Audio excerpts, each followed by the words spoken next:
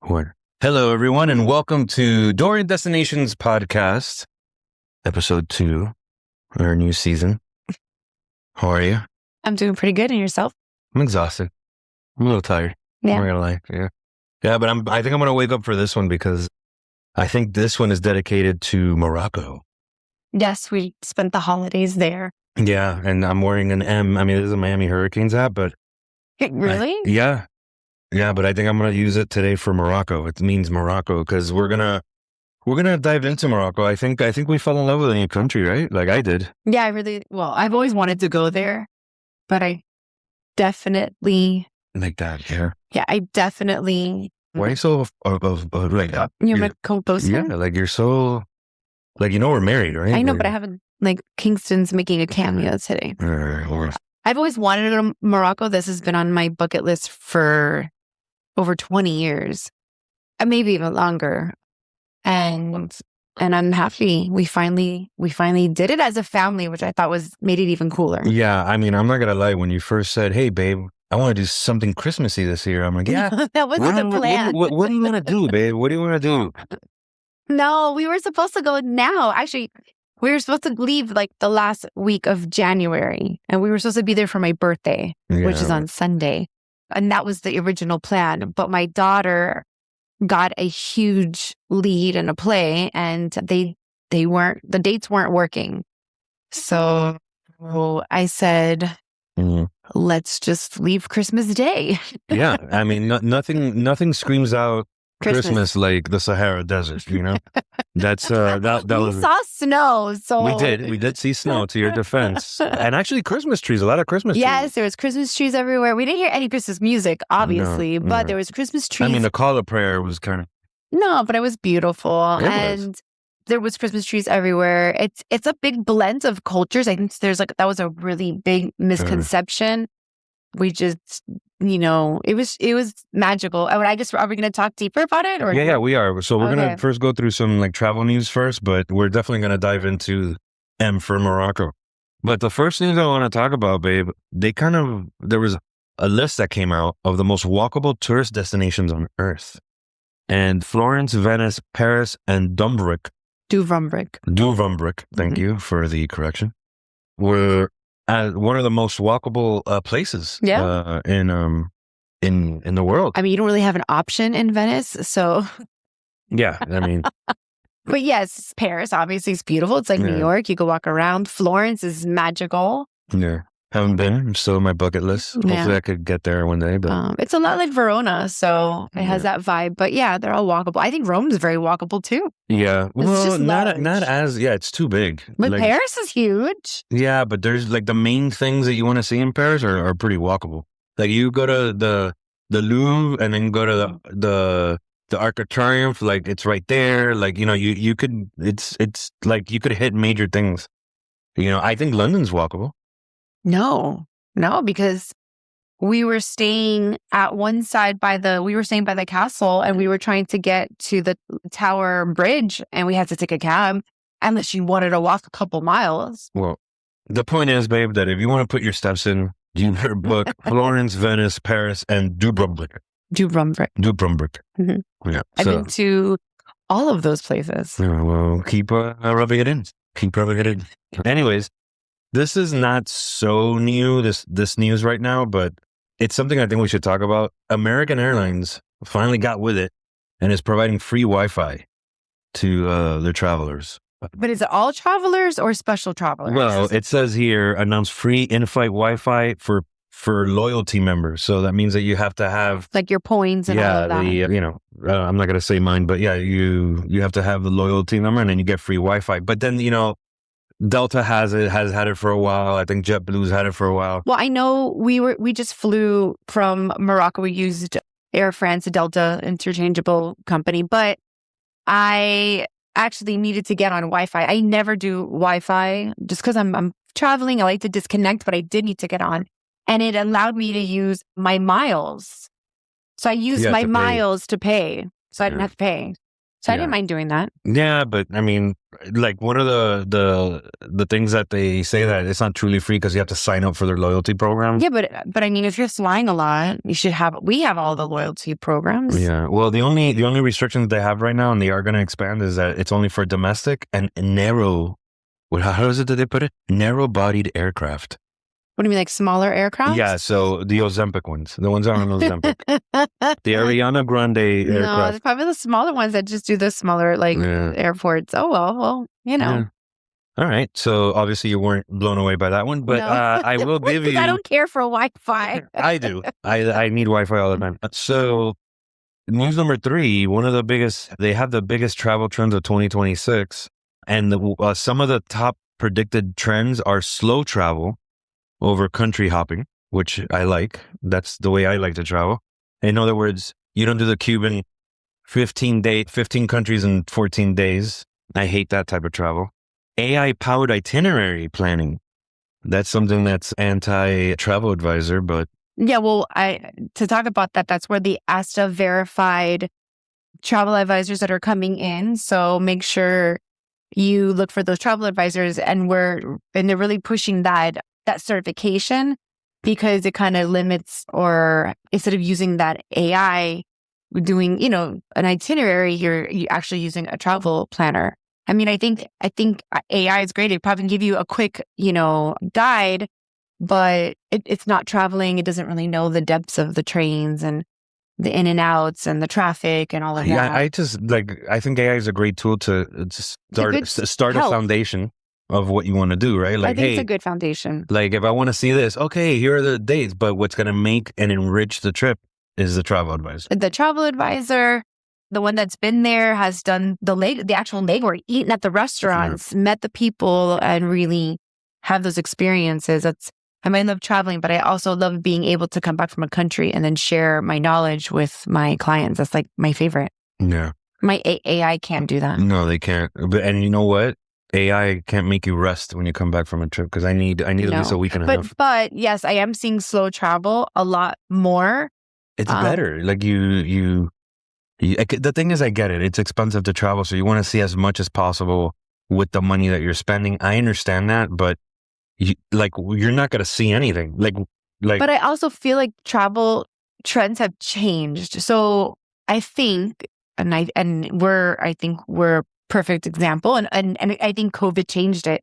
I think back in the day, families would save their money and do this one big trip for the year, right? So they would do, all those countries in X amount of time, and then that was it, right? The families didn't travel for the next couple of years. I think because of COVID, a lot of people are working from home. They're able to work on the road, so they're able to do that. Like, hey, I can work in another country for a week and have that luxury. And I think people are using their vacation days, whereas saving their vacation days. And as well as I feel more people are taking more trips, whereas it's not that one big trip. Like, I have clients now that are traveling in the fall, and it's the same clients that are going to travel in spring. Well, that's a great point, because the other trend that they talked about was off-season and secondary destinations. Yeah, off-season is the best time to go. I've said this a million times. It's not ideal to take your kids from school for a week, but, it's less. It is if you're traveling. It is if you're traveling. And, if they talk to your schools and your principal and the teachers, they're pretty open. And I think travel is important just as much as education is. So, you're not taking them out a month and doing that's, I think, within reason. But if you're able to do that and use that like spring break, then jump on, add a couple more days to that spring break. Now you got 2 weeks and go to Europe. Same thing with fall break, and then use those off seasons to travel abroad. Yeah, I agree. So those were the top 3 news things that we wanted to cover. But now we're going to get into the Morocco situation. All right. Okay, you ready for this? And I'm going to test you. So ready. And I'm going to test you. I don't read it? No, you don't read it, because I want to test you now that you're Miss Morocco and you're doing a little trip in June. Is it June? I'm leaving June 8th. Yeah, and you're leaving where, to Egypt without me? Where? When? Okay, another podcast. Another podcast. So it's great. I'm going to do a podcast about her going to Egypt, and then that's going to be a very sad podcast. It's a lonely podcast. It's a lonely podcast. A podcast of one. Kingston could be part of the podcast. A podcast of one. I'm like, oh, you miss money? Yes, I miss money. All right. Fact or fiction? Okay, ready. Morocco's unsafe for solo travelers. Absolutely not. And I had been, even though I had not been there, I had already known this answer. However, if you would have asked my husband before we left, he would have said, yes. I guilty. And actually, one of our travel guys, which I'm going to tag on this, which, by the way, they're like my brothers from another mother. Amazing people. Love these guys. Amazing. I even told him, I'm like, look, I was guilty of it. Like, I had this preconceived notion of Morocco, and it's unsafe. And this, I think we live in a world now that we trust algorithms versus people now. And I think that's unfortunate. I'm glad I was proven wrong because I fell in love with this country. I really did. And the people of the country. So. Yeah. And it's very liberal. I don't think. Well, it's not liberal, but it's relaxed. It's in terms. No, but it is compared to other Muslim countries. It's their, tank tops are okay. Shorts, I think they're just a little bit more open. I think that was the misconception that we friends and family that I'm like, it's not like that. It's not like that at all. Yeah, my parents were terrified, and I told this to our tour guide as well. And it's like, first of all, I would never take my children to a place that's unsafe. Yeah, let's start there. Never do that. But I'm glad that my kids saw Morocco and they saw something that's real, not in an algorithm and propaganda and all the sorts of stuff that we just get fed in and day out. That's all it's funny. So social media has become the most antisocial tool I've ever seen in my life. So actually experiencing it is completely different. It's completely different. So definitely fiction. Morocco's safe. As a matter of fact, it's one of the top, if not the most visited country. I think there was a new study that showed Morocco has surpassed Egypt as the most visited and Egypt's country. They're surpassing Italy, and Egypt's right there because now things have changed for the positive in Egypt. So now this year is a big Egypt, like they're pushing their tourism there big time. So much so that I'm leaving to go there. Yeah, without her husband. So anyways, next fact or fiction. Okay. All right. Are you ready? Yeah. You must bargain in Moroccan souks. Souks. So they like to bargain. I don't like to bargain. I don't have the energy. But it's not you. No, and I thought that, so once again, you think, okay, this is social media. Like, I don't believe half the things we see on social media, but they do. I wanted something. He told me some absurd price. I was like, oh, I don't have the energy. I was like, no, it's okay. And I walked away. And then he started saying, no, I could do it for this and that. And then I went in. I was like, okay. And then he tricked me and he's like, no, it's this. I'm like, you just told me it was this price. And I don't know if it's the banter. I don't know. And he's laughing. So I don't know if it's the banter, the interaction. I thought it was hilarious. Well, it's culturally expected. I got what I wanted for the price that I wanted. Yeah. I think it's, so that's really true that it's culturally, it's expected for you to go there and say, nah, I'll give it to you for $5. You're not being rude. You're not being disrespectful. So when you go to Morocco, bargain. I even left the store and he waved us down again. And then I went back. I was like, okay, fine. Yeah. Again, she didn't buy anything for her husband. But anyway, so next one. Yes. You ready? Morocco only appeals to luxury travelers. No, at all. I think what's the beauty about Morocco is that it appeals to everybody. I think there's a price range for everybody, and it's a very affordable country. So I don't think that's the truth. I don't think. Well, you're absolutely correct. That's fiction. It does offer anywhere between backpacker, mid-range, and luxury options, which I think we've seen all of those. We did that. So this trip that we did, not only was it part of my bucket list, I went as a tourist, but I also, when I do these trips, it is for me to be well educated and to have the best information. So I think we did some things very luxury and then some things middle ground. And I'm glad. Yeah, I love the luxury. No, I know. I love the luxury. But I think overall, even the middle ground was still to me beautiful, Yeah. So I don't, it was just stunning. The great thing is that I think what's going to happen with Morocco now that the World Cup is going to be shared in 2030 with Spain, Portugal, and Morocco. I think people are going to see the diversity of tourism there. I'm just a big fan. They're fixing their roads. So they're... Well, this leads us to our next factor fiction. Sorry. Are you ready? No, I didn't. Okay. Morocco has high-speed rail. Wait. Factor fiction. But rail as in train? Yes. Yes. But it only goes north to south if I'm not mistaken. You're right. It's okay. Al-Borke and or it goes Babelka. I can't. From Tangier to Casablanca. Yeah. We were going to take it. Yeah, but it's 200 miles per hour and I didn't want to do it. Well, no, and we also changed our plane ticket. That too. But they're roads. So the roads are scary, but they are... They're not that scary. The roads are not that scary. Meaning like it's a one way, and they love to pass each other. Yeah, I know. But you know what? I felt more safe there than I do like I think when in Italy, I thought I was going to die. So I was the one that was driving us. Not that big bus with the kids. Oh, and I was crying. We did a field trip with kids. Anyway, we're diversing, but the roads are... We're not diversing. We're digressing. Diversing means that we're going to have multiple like cultures in this conversation. That's diversing. Sorry. Are you done? Yes. So the roads are they're not like 2 lane, they're 1 lane. So that's what I was trying to get at. And so we saw when we were getting closer to like Fez and Tangier and closer to like where the World Cups and where the stadiums are going to be, we saw them really, I'm talking about like for miles and miles working on the roads.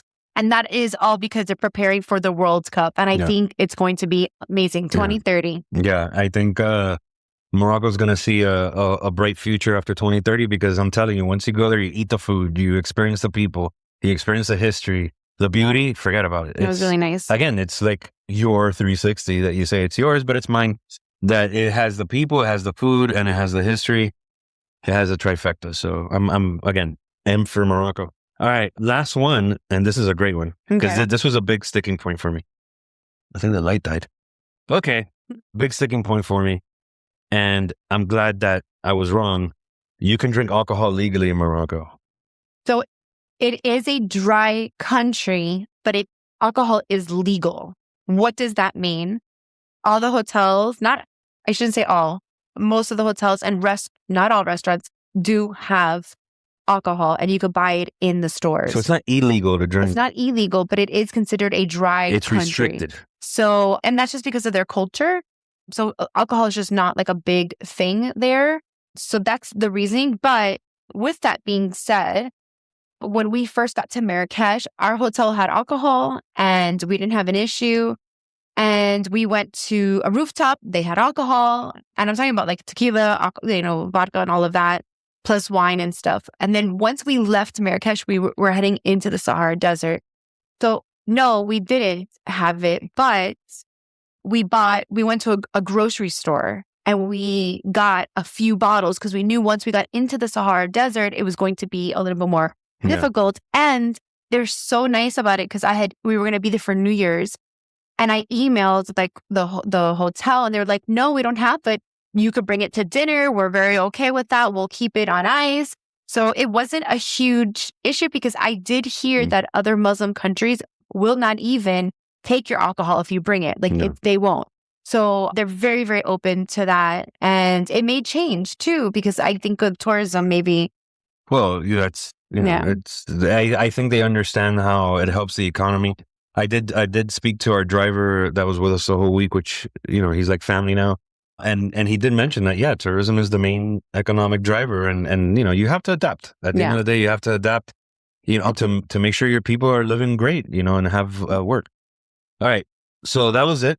Fact or fiction. I think you passed. Yeah. I did. Okay. I'm going to open this. I think you passed. Again. So our next segment is 5 travel tips, but for Morocco specifically. Okay. Okay. Which I think you're going to like this. So why don't you start us up there? So hack or tip number 1, plan for cash. Yeah. We learned that. I had heard that too. So like money markets, they only take cash. Yeah. Taxis are cash only. There are ATMs everywhere. There was not one place that when we needed an ATM, they were there and we didn't have any issues. Which, by the way, if you're doing research and experiencing this, the best, most economical way of taking cash out is a bank, specifically an ATM that's attached to a physical bank. That's where you get the lowest fees and all that. So that's the best way to convert your money. You just take out your money from your bank account on that ATM, and that's the best and most affordable way to convert. They have their own Moroccan money, but euros are hugely used there as well. Yeah. Well, yeah. And they kind of do the conversion for you. So like when you buy stuff, they're like, instead of you doing the math, they're like, oh, it's 20 euro. Like, they tell refer you to the euro. Different ones. Yeah. Yeah. So, but which is about, I think it was 100. Was 10. 100? No, 100 of theirs with 10. one of ours. Oh, was it one? Yeah. So, and also too, with the taxes, we didn't take a taxi, but you have to negotiate. Mm-hmm. And I did see, we saw a group of people. You do need to negotiate your price before you get into the taxi, which is unheard of. We're not used to that, right? In the States or in Europe, you just kind of jump in and the meter runs. Here, you got to negotiate your price before you ride. Yeah, because that's 2 tips in 1, by the way. All right. So dress respectfully, even though it is a looser type of Muslim country, you still have to respect the culture, conservative clothing, and especially important in rural areas. They just want you, the rural areas tend to be more traditional, and thus you have to respect, right? And I'm a big believer in respecting the country that you go to, whether you're staying there, as an immigrant or just travel, visiting. Respect the culture, respect what is the norm, and so dress respectfully, especially if you're going to go to some sort of religious building. I think it's something to keep in mind. Yes. So hack number 3, and this is the main reason why I needed to get to Morocco, are the riad. And these are older, where the kings and stuff, and they live in these beautiful riads. They don't look like much from the outside. So it just looks like walls, and some of them don't have any windows at all or even small.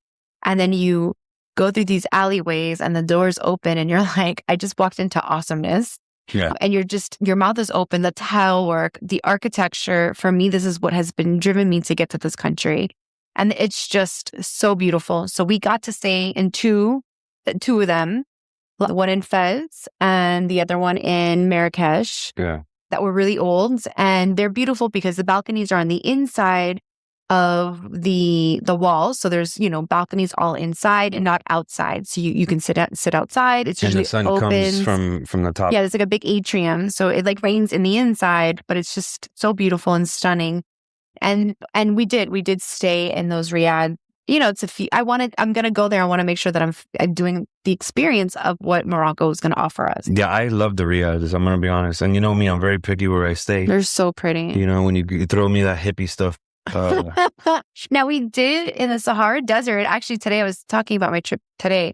We were in the Sahara Desert and they're like, well, where did you sleep? And I said, in a tent. And it's their luxury glam tents. And they're so beautiful. And they have AC. Or heat. Well, we were in the cold, so they had heat, full bathrooms, showers, everything works fine. But you are out in the Sahara Desert. Yeah. So yeah, use riads. I highly recommend it.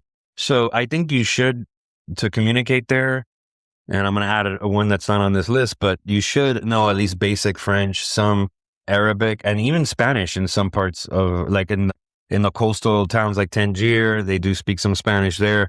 But French is widely spoken because, again, they were colonized by Spain. So, French, sorry. And yeah, just a simple greeting goes a long way. And that's one of the things that our tour guide told us when we went through the markets. He just gave us a few words of no, thank you, things that will help us walk through the market. And our girls, I was proud of them. They learned those few words. They were learning, they were speaking some Arabic. Yeah. And that's what I love. So I think you have it here. I think it was the next one about hiring. The next hack or tip is to hire a local guide. I do these in all countries. This is not just Morocco. I really tried to do this in all countries. I love tours. It's the nerd in me. But as much as I read or I can sit here and watch things on TV or been obsessed with different countries, and I think I know all of these things, when you're there with a local guide, you're really getting that insight. And what I love about talking to these local guides, they're sitting there talking to them. This is their home, and they're so proud to share things with us that we don't know. Their history and their culture, and and why they don't drink, and why we didn't see any drug issues at all. You think you go to some part in other fentanyl is that a thing? You know what I mean? Right? You go to different parts of the world, and you're like, oh, that guy's on day. I did not see that here at all. And talking about how Muslims take care of other people, that they don't let people sleep outside. Nobody is homeless, and you're hearing about how beautiful their culture is, and hearing them do the call of prayer 5 times. And at first, we're not used to this. This is something that doesn't happen, right? It doesn't happen in Europe. It doesn't happen in the Caribbean or the States. And at first, when you hear it, it takes you back for a second, because we're not used to it. And then we got used to it. And at one point, I was sitting there thinking, we sing in church, but we sing inside, or we pray inside. And for me, I started thinking, I'm like, oh my God, they're sharing their prayer with everybody that's there. Mm-hmm. And I just really thought how beautiful it truly was. And we got to hear our last call of prayer on New Year's Eve evening.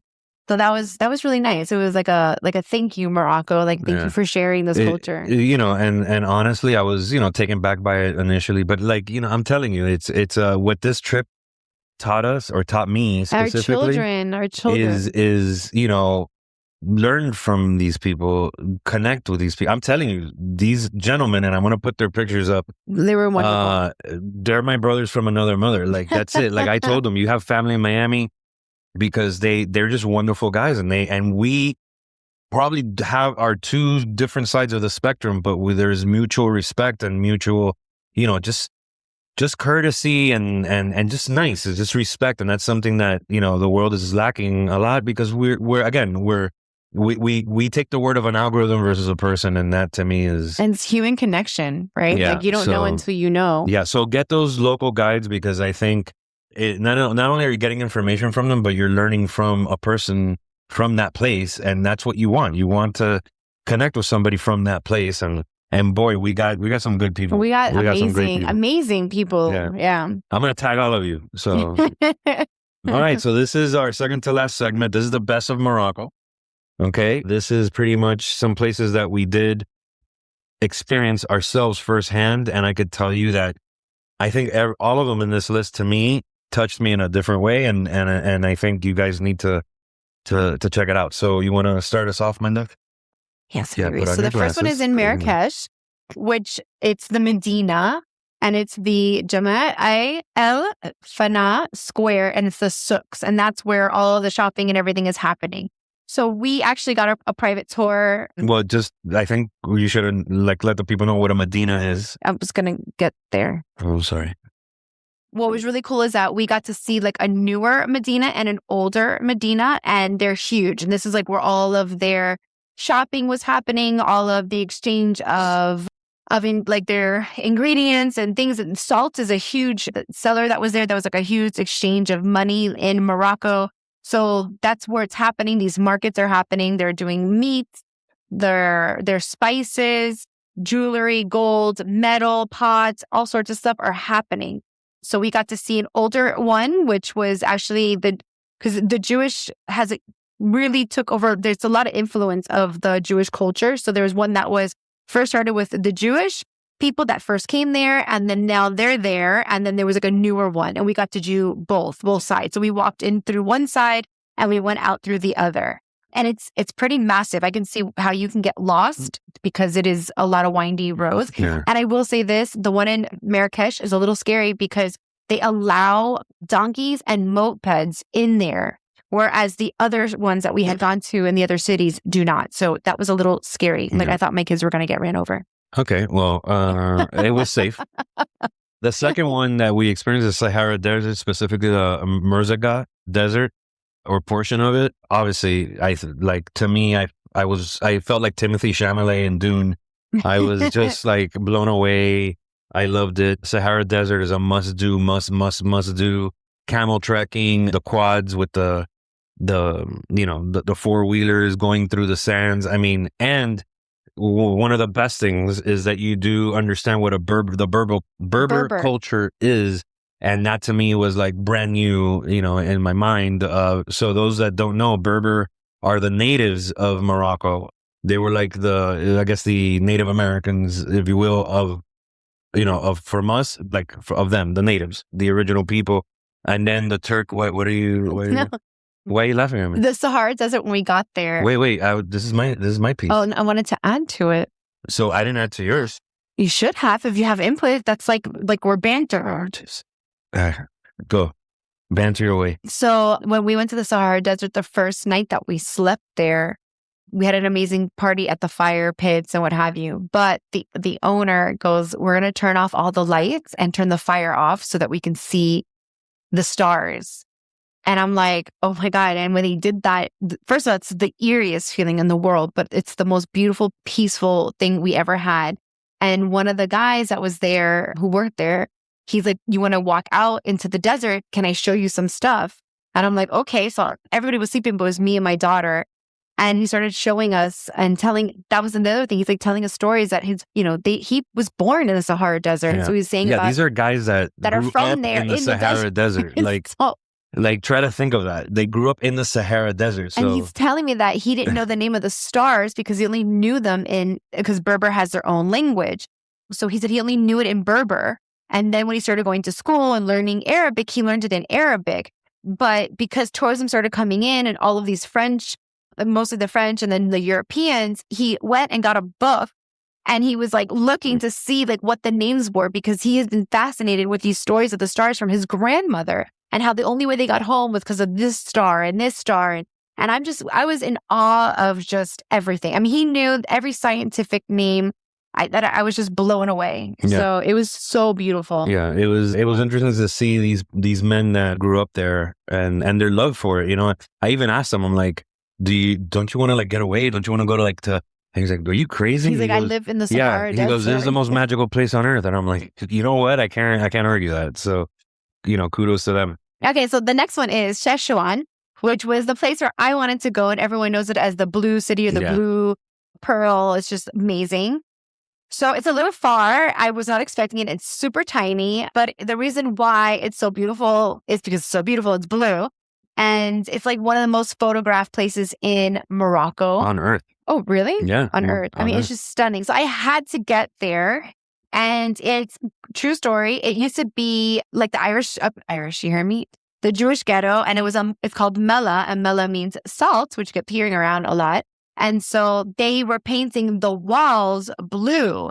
And then now it's all Moroccans that are living there that are not Jewish. They had a huge Christmas tree in the center of the city, which was pretty funny. And now even the floors are blues and they just kept going with the blue and stuff like that. But it's so pretty. So pretty. So yeah, it was magical. I would go there again because it's a good place to chill, like to just relax, so if you do like 2 or 3 days chaotic, in Morocco, maybe, book it in the middle. So that way you could just stop, chill, relax, and then regain your energy and then do the rest of Morocco. That's one way of doing it. Yeah, there's nothing to do there, but it is very pretty. Yeah, it's very pretty. So the next one is Fez El Bali, which is, so Fez is divided into like, I think three sections, right? And El Bali is the most ancient. I think it was 800, the 9th century, basically it was founded. And then as it expanded, it grew like a different name. It's massive. So yeah, it's massive. It is the world's largest car-free urban zone. And it does have it's ancient. I mean, think about it. It's the 9th century. So it's really old. 800. Yeah, I actually liked Fez a lot. He liked Fez a lot. We didn't have enough time there. Yeah, I wish I had more time. Yeah.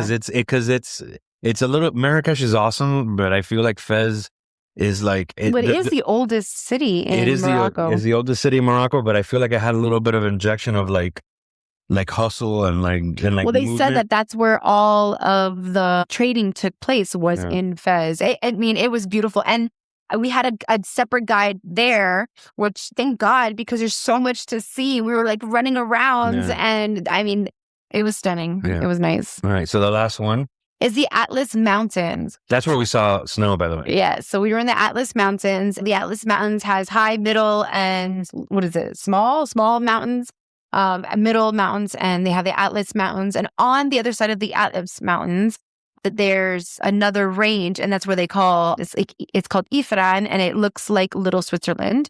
And there was like 2-3 foot snow. I mean, it was insane. Weird. But it's stunning, the Atlas Mountains. And we actually went through a storm to go. Remember, we were in the storm. We got out of the car. And I was probably sleeping.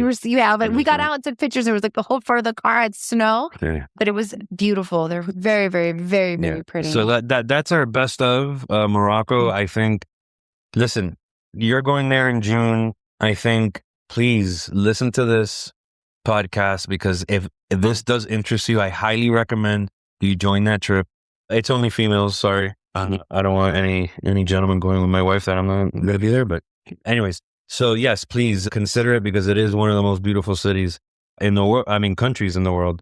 But now we're going to segue to our last segment. And this is our hot topic segment. Okay. This is where we're going to talk about some stuff that, leads to a good conversation and stern conversation. So basically, our hot topic, and I think we kind of alluded to it and we touched upon it a little bit earlier, is Morocco safe? Yes. Right? Is Morocco a safe destination? For me, 100%, yes. Yeah. Yes. But I did not think that going in there. I was in the like, it's crazy. Now that after going there and then coming back, and I'm hearing you set up this trip for the girls, I'm hearing, the doubt, like, oh my God, is it safe for just girls? Yes, I'm telling you, I will not take my kids to places that are dangerous. And even after experiencing them and experiencing this country, yes, it's completely safe. It was funny. We got to one of our hotels. It was actually a riad, and they didn't have a room for 4, but they had 2 suites. And whenever we've done that in a city that we don't know, usually I'll take one kid and he'll take the other, just so that we're sleeping comfortably in 2 different rooms. And so I was like, oh, do you want to do that? And he's like, no, the kids can have their own room. I was like, well, you feel safe? Yeah. He's like, I do. He's like, I totally feel fine. I'm like, okay. So I thought that was funny, because my husband's a nervous Nancy. Yeah. Yeah. I mean, honestly, I think the biggest thing that they have most crime reported there is petty theft, pickpocketing, and property related offenses. And I can see that because it's so busy. Yeah. Like it's like people are bumping into each other. I can see it happening, but it's like that in Venice too. Yeah. Well, I mean, their crime index is, just so you know, is moderate to low. So it's not, in the ratings of international, it's moderate to low. So it's not a dangerous country at all. And as a matter of fact, I think in 2025 they welcomed almost 20 million visitors, which that's an increase of about 14% the prior year. So it's a hot country. They're supposed to double that this year. Yeah, that's what I'm saying. It's people go to places where they feel safe. They're not going to go to places that are unsafe. And they had a 14% jump in tourism. That indicates something, right? So these are facts. This is not perception. These are facts that we did our research on, not only after we experienced it, but I wanted to make sure that we gave you facts, because it's not just what we think. It's out there. It's not a dangerous country. Please visit Morocco, because it's a country that I think it's gonna trend upwards in the next 5 years, I think. Yeah. So especially 2030. So it's not much of a hot topic, because we both agree on it. Hot topic. I feel like hot pockets. It's like hot pockets.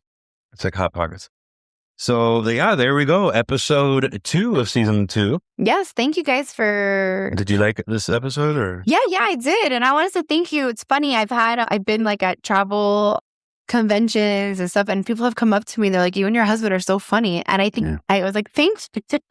Yeah. I don't even know these people. And they're in the travel industry. And I think I was so honored. Like, to me, that was like, wow. Like, I know I have my friends and family following along, but not random people. And I get that all the time. So I just want to say thank you. Like, I think it's pretty cool. And we have about 800 plus subscribers now to our YouTube channel. High five.